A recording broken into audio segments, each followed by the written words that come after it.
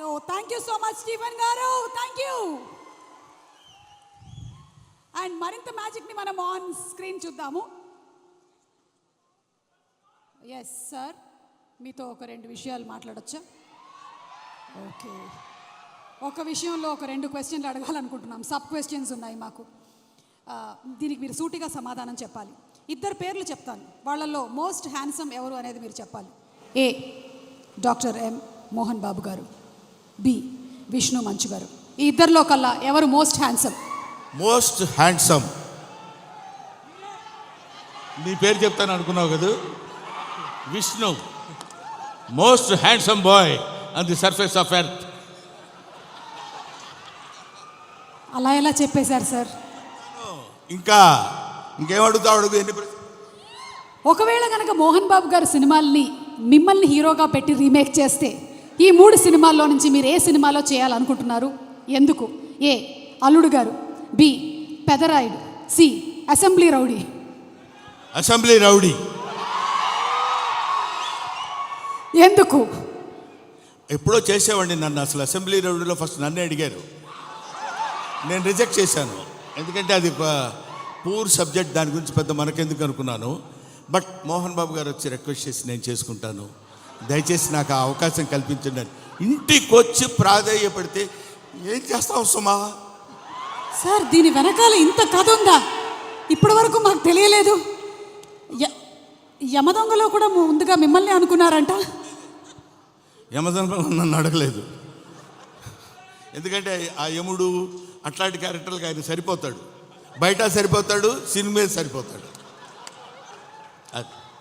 Okay sir, critical question.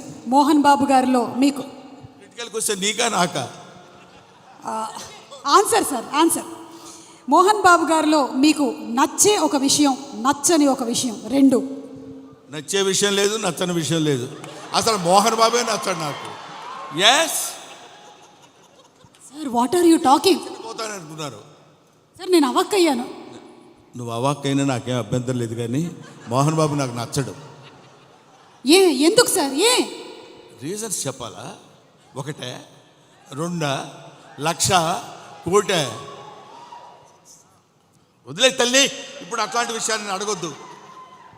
Okay, so Brahmanandam గారు మరికొద్దిసేపట్లో stage మీదకి వస్తారు, ఇంకాసేపు ఇక్కడే ఉంటారు. కాబట్టి ఇంత చెప్పిన తర్వాత ఇక్కడ ఉండడం కొంచెం కష్టం అంటారా? వెళ్ళిపోవడం అంతే. ఓకే, మరి ఇంకా ఆలస్యం చేయకుండా మా హాస్య బ్రహ్మ, ఇందాక ఆయన చెప్పినవన్నీ సరదాగానే, ఆయనకు మోహన్ బాబు గారు అంటే చాలా ఇష్టం. ఎస్, ఒక మహానటుడిని ఇష్టపడిన వాళ్ళు ఎవరు ఉంటారమ్మా? అంటే నేను ఒకసారి మోహన్ బాబు గారిని కూడా అడుగుదాం అనుకుంటున్నాను, ఆయన ఏం చెప్పాలనుకుంటున్నారో. ఇందాక మీరు చెప్పింది సార్, ఇందాక బ్రహ్మానందం గారు చెప్పిన దాని గురించి మీ స్పందన తెలుసుకోవాలనుకుంటున్నాం. బ్రహ్మానందం ఏం చెప్పినా కరెక్టే. అంతేనంటారా సార్? అతనికి ఎదురు చెప్పడం నాకు ఇష్టం లేదు. I love him. అంటే బ్రహ్మానందం గారు పెద్ద డాన్ అంటారా? నేను భయపడుతూ ఉంటాను. బ్రహ్మానందం గారు అంటే మోహన్ బాబు గారు భయపడుతున్నారంటే ఇంకా నేను బ్రహ్మానందం గారంటే భయపడ్డు, నిజానికి భయపడతాడు. బ్రహ్మానందం అంటే నిజం, నిజం అంటే బ్రహ్మానందం. కాబట్టి మరి ఇక ఆలస్యం చేయకుండా మా హాస్య బ్రహ్మ, the Guinness book of world record holder, అలాగే పద్మశ్రీ అవార్డీ బ్రహ్మానందం గారిని సాధారణంగా వేదిక మీదకి రావాల్సిందిగా రిక్వెస్ట్ చేస్తున్నాము. కన్నప్ప సినిమాలో మనకి ఒక విభిన్నమైనటువంటి పాత్రతో కనిపించబోతున్నటువంటి బ్రహ్మానందం గారికి సాదర స్వాగతం పలుకుతూ కనిపిస్తున్నాము. And escorting him on stage మా విష్ణు గారు, హార్డ్ వర్క్ అండ్ డెడికేషన్కి కేర్ ఆఫ్ అడ్రస్, అలాగే మా అసోసియేషన్ ప్రెసిడెంట్గా కూడా ఎన్నో అద్భుతమైనటువంటి కార్యక్రమాలను చేస్తూ త్వరలోనే రిలీజ్ అవుతున్నటువంటి ఈ సినిమా విష్ణు గారికి చాలా పెద్ద సక్సెస్ అవ్వాలని మనస్ఫూర్తిగా కోరుకుంటూ ఉన్నాము. బ్రహ్మానందం గారు, మీకు స్వాగతం. అండ్ అలాగే ఇప్పుడే ఇక్కడికి విచ్చేసినటువంటి చిన్ని ఆశ, చిన్నదాని ఆశ రోజా గారు, మన మధుబాల గారు, రోజా మూవీ మధుబాల గారికి స్వాగతం పలుకుతున్నాము. మధుబాల గారు, very very hearty welcome to you.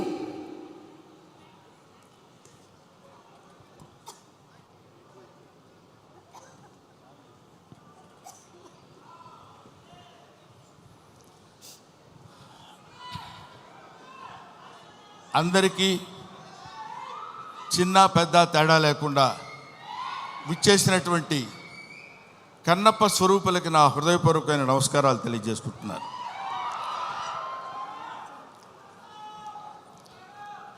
వీడికి ఏం పోయే కాలం ప్యాంట్ షర్ట్ వేసుకొని రావచ్చు కదా అనుకోవచ్చు అందరూ. కొంతమందికి ఆ ఐడియా ఉండుంటుంది. కానీ ఈరోజు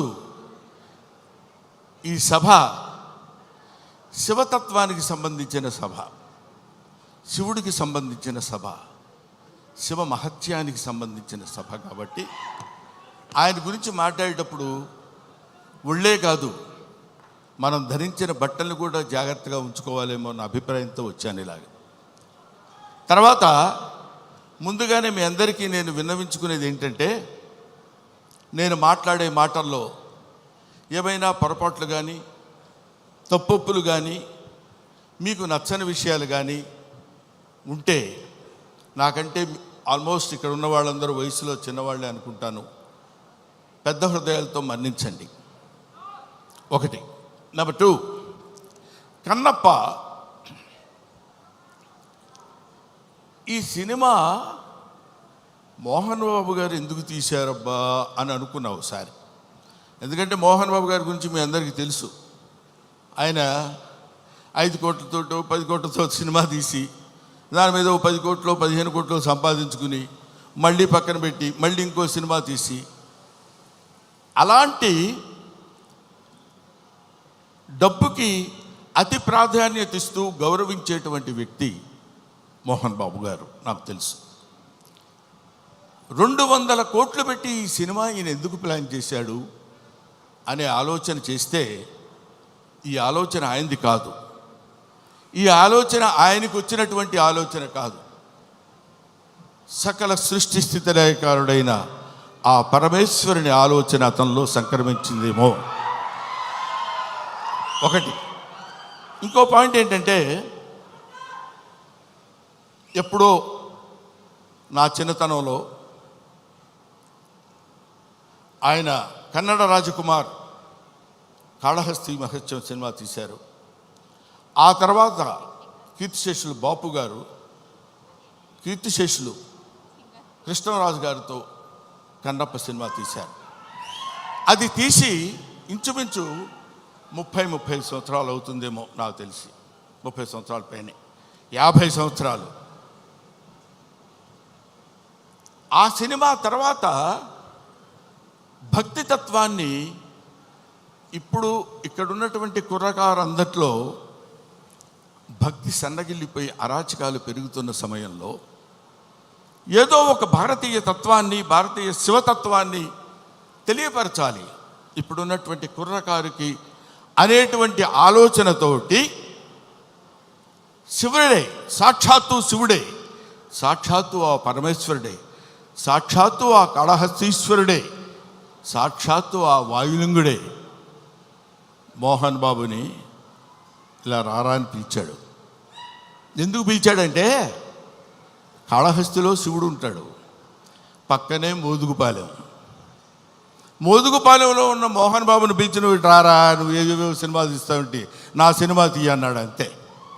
అది శివనాజ్ఞను అనుసరించి తీసినటువంటి సినిమా ఈ భక్త కన్నప్ప అని నా నమ్మకం.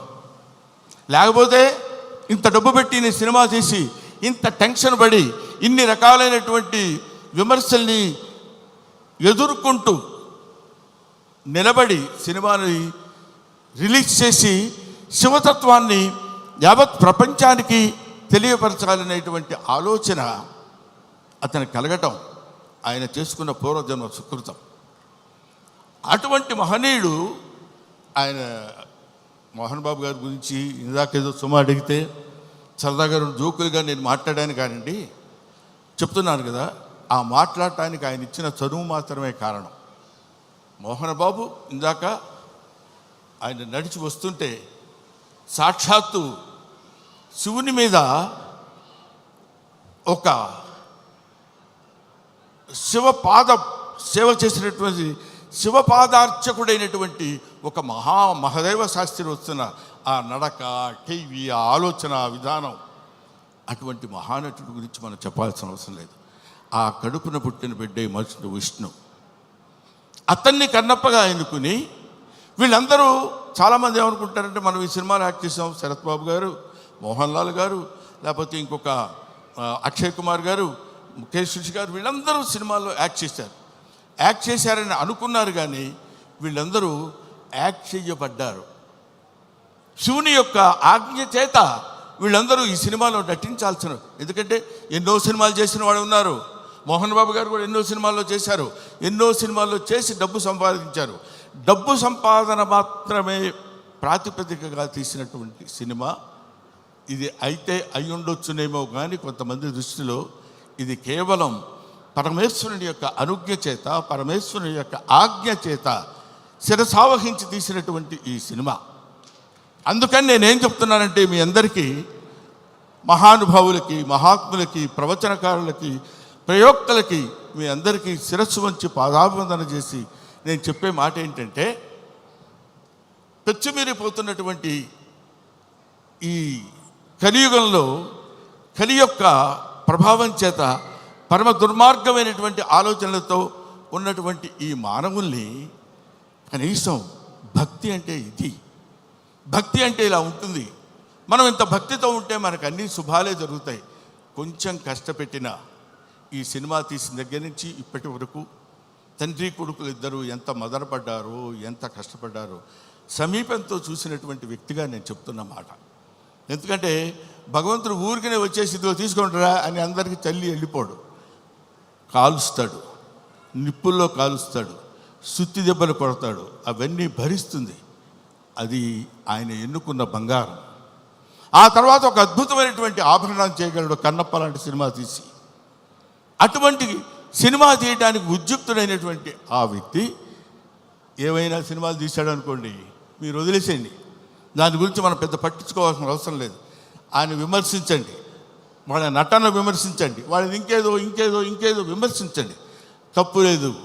ట్రోలింగ్ చేయండి, తప్పు లేదు. కానీ ఇక్కడ డబ్బు కోసం సినిమా తీసినా, ఇంకో కోసం సినిమా తీసినటువంటి కంటెంట్ ఏంటంటే శివభక్తి. 30-40 సంవత్సరాల తర్వాత, 50 సంవత్సరాల తర్వాత ఇప్పుడున్నటువంటి కుర్రకారుకి శివతత్వాన్ని, భక్తితత్వాన్ని, దైవత్వాన్ని తెలియపరచడం కోసం తీసిన ఈ సినిమాని మీ అందరికీ చేతులెత్తి శిరసావహించి మీరు నమస్కరించి, వినమ్రతతో నమస్కరించి చెప్పేది ఏంటంటే, ఈ సినిమాని ఆదరించండి, అభిమానించండి, అల్లరి మాత్రం చేయకండి. ఎందుకంటే శివుడు ప్రతి ఇంటా చేరాలి, ప్రతి గుండెలో చేరాలి, ప్రతి మనస్సుకి చేరాలి. అటువంటి చేరాల్సినటువంటి కొంచెం వాటర్ ఇస్తారండి. 1 సెకండ్.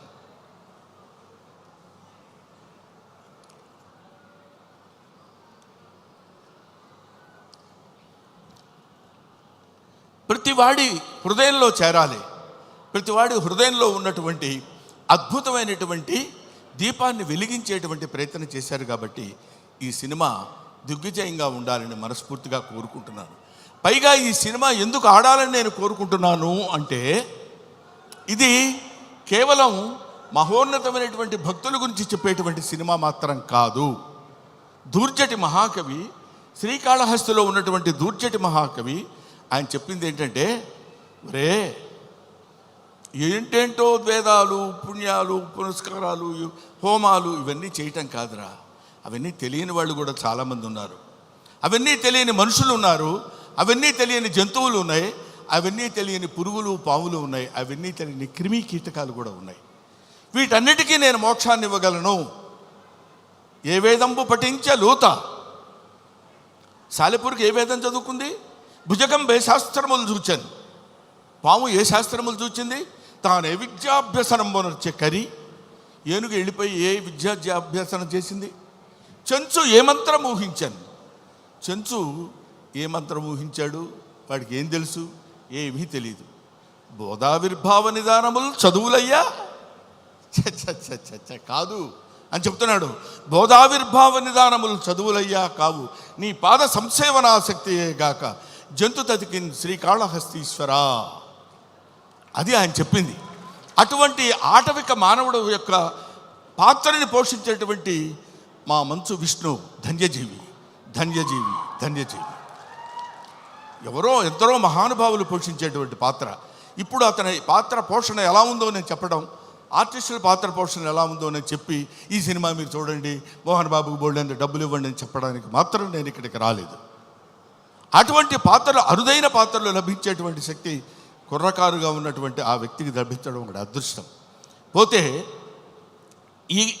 ఈ సినిమాలో చాలామంది నటించారు. అందరి నటన గురించి ఒక్కొక్కళ్ళ గురించి నేను చెప్పడం కంటే, భక్తి అంటే మనందరం ఏమనుకుంటామంటే, ఆ స్వామి దగ్గరికి వెళ్ళి శనివారం నాడు స్నానం చేసి, అయ్యో శుక్రవారం అండి వాళ్ళు ముట్టుకోను, గురువారం నాన్ వెజిటేరియన్ తిన్నావా, don't bring the God to kitchen level అన్నాడు వివేకానందుడు. భగవంతుడిని కిచెన్ లెవెల్కి తీసుకొస్తారు ఎందుకండి మీరు? అక్కర్లా, మీరు తినండి. కొండల కానలను తిరిగి దుర్జట రాసిన పద్యం చెప్తున్నా, నేను చెప్పేది కాదు. కొవ్విన పందుల లేళ్ల దుప్పులను చిన్నక పెద్దక కారు కమ్మగా ఉండుదురు, నీవిచ్చట ఉండనేలా నా కొడుకు ఆనతీక ఉడుమూరికి రాగదవయ్య లింగమా, నువ్వు రా. మా చిన్నక్క పెద్దక్క ఉన్నారు, దుప్పి మాంసం, వేట మాంసం, పంది మాంసం తీసుకొచ్చి పెడతాను నీకు. కొవ్విన పందుల లేళ్ల దుప్పులు అంటే నువ్వు తినేటువంటి ఆహారంలో ఉన్నటువంటి విశిష్టత గురించి నీకు నేను సమర్పిస్తాను. సమర్పణలో ఉన్నటువంటి ఆత్మ సమర్పణలో తనకు కలిగినటువంటి భావాన్ని పాదాల దగ్గర చేసి ఆత్మ నివేదన చేసుకున్నప్పుడు శివుడు అనుగ్రహిస్తాడు. బావా దేవుడే లేడంచు దూషించు దుష్టాత్మడని అన్నాడు కన్నప్ప. అటువంటి వాణ్ణి కూడా మార్చి తన వైపు తిప్పుకొని, ఒరే నన్ను ఆశ్రయించు, నీకెవడో దిక్కు లేనప్పుడు నేనున్నాను నీకు. ఎందుకంటే ఇంకా ఆయన గురించి చెప్పాలంటే అద్భుతమైన విషయాలు ఎన్నో చెప్పొచ్చు. అందరూ కాదని కింద పడేస్తే చనిపోయిన శరీరాన్ని నేనున్నాను రా నీకు అని అక్కున చేర్చుకునేటువంటి మహానుభావుడు ఆ పరమేశ్వరుడు శివుడు. ఎవ్వడు వద్దొద్దు అయిపోయాడు తీసి పడేయండి కింద అంటాం మనం, మన ఇంట్లో వాళ్ళనే మనం అంటాం. అటువంటి వాళ్ళని అందుకనే దాన్ని ఏమంటారంటే, అధికుడని అధముడని నరుని దృష్టిలోనే భేదాలు, శివుని దృష్టిలో అంతా సమానులే. కాబట్టి అక్కడ ఇచ్చట అస్పృశ్యత సంచరించుటకు తావే లేదన్నాడు జాషువా. ఇక్కడ అబ్బాయి నేను వీడు ఫలానా క్యాస్ట్ నేను వీడిని ముట్టుకొని అని ఉండదు. ఇటువంటి శివతత్వాన్ని మన వాళ్ళ వరకు, మన 2 రాష్ట్రాల వరకు అని కాకుండా యావత్ భారతదేశంలో ఉన్నటువంటి ఎవడు శివుడంటే ఇంకా ఎంతసేపు అయినా మాట్లాడతాను. కాకపోతే సుమ లక్కీగా ఇక్కడ లేదు. కాబట్టి ఎందుకంటే మీ అమ్మా నాన్న ఎవరంటే ఫలానా అని చెప్తాం, వాళ్ళ అమ్మా నాన్న ఎవరంటే ఫలానా వాళ్ళని చెప్తాం, వాళ్ళ అమ్మా నాన్న అని చెప్తాం. అలా వెళితే అసలు మీ అమ్మా నాన్నలు ఎవరంటే వాగర్ధావివ సంపృక్తవు వాగర్ధ ప్రతిపత్తయే జగతః పితరవు వందే పార్వతీ పరమేశ్వరవు. జగత్తుకే తల్లిదండ్రులైనటువంటి వాళ్ళు పార్వతీ పరమేశ్వరుడు. ఆ పార్వతీ పరమేశ్వరుల యొక్క అంశచేత, నానా ఇది క్రిమి సాలెపురుగు, దీనికి మోక్షాన్ని ఇచ్చాడు. అది కీటకం పాము, దానికి మోక్షాన్ని ఇచ్చాడు. అది జంతువు ఏనుగు, దానికి మోక్షాన్ని ఇచ్చాడు.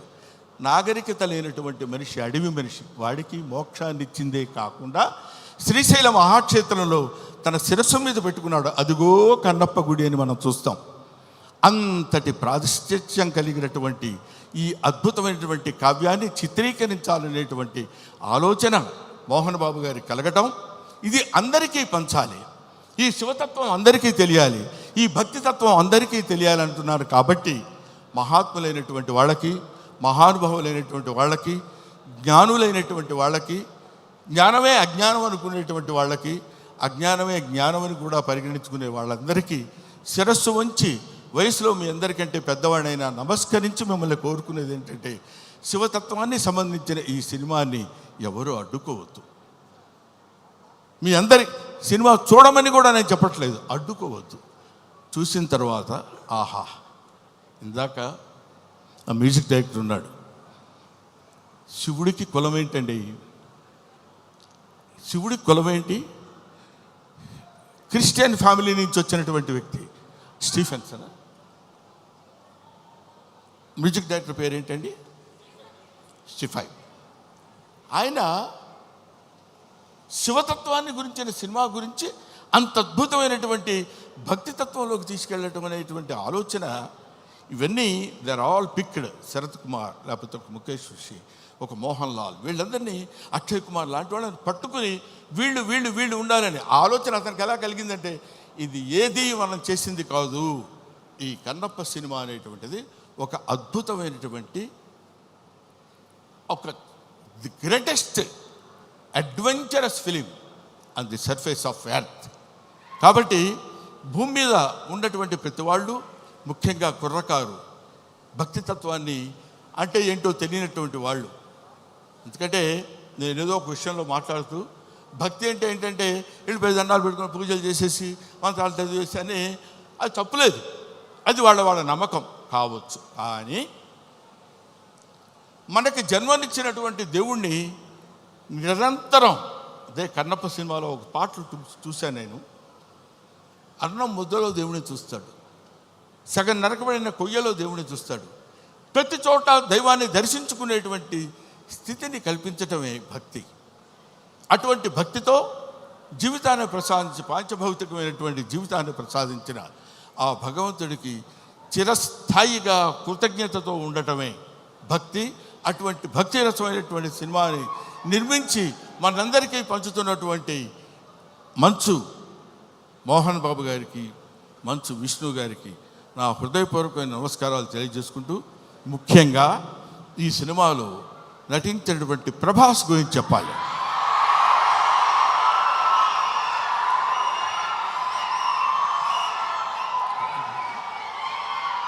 ప్రభాస్ అంటే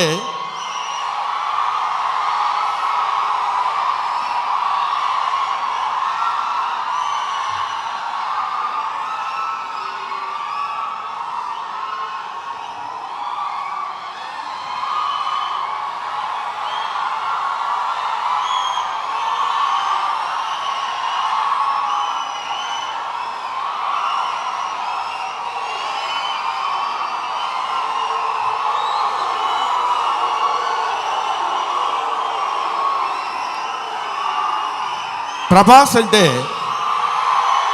ప్రభాస్ అది ఇంకా ఆపండి. ప్రభాస్ గురించి చెప్పాలి. ఈ సినిమాలో ఆయన ఒక ప్రపంచం గర్వించదగినటువంటి నటుల్లో ఇప్పుడు ఒకడు ప్రభాస్. ఈ సినిమాలో ఆయన ఎందుకు అంగీకరించాడంటే, సినిమాలో ఆయన డబ్బు కోసం అంగీకరించలేదు, ఏదో ఈ సినిమాలో ఒక అద్భుతమైన క్యారెక్టర్ చేయాలని ఆయన అంగీకరించలేదు. ప్రభాస్ ఒక మానవతా విలువలు కలిగిన మనిషి, ఒక మంచి మనిషి. ఎవరైనా ఏదైనా చేయిజాప అడిగితే కాదనేటువంటి వ్యక్తి కాదు ప్రభాస్. ఎవరైనా అద్భుతమైనటువంటి స్థితిలో ఉండి ఇది నాకు కావాలి అని అడిగినప్పుడు, ముఖ్యంగా ఆ విషయంలో చెప్పాలంటే మోహన్ బాబు గారికి అత్యంత సన్నిహితుడు. మోహన్ బాబు గారు ఎలాంటి వాడంటే, ఓ చిన్న ఆల్కహాల్ లాంటి వాడు, అలవాటైతే వదిలిపెట్టలేం. అలాగే ఎంతో మోహన్ బాబు గారి మత్తులో, మోహన్ బాబు గారి ప్రేమలో మునిగి తేలినటువంటి వ్యక్తి. కాబట్టి ప్రభాస్ ఈ సినిమాలో చేశాడు. అరే మోహన్ బాబు గారి ఎంట్రీ చూశారు కదా, అతను స్టీఫెన్ కూర్చున్నాడు, మ్యూజిక్ డైరెక్టర్.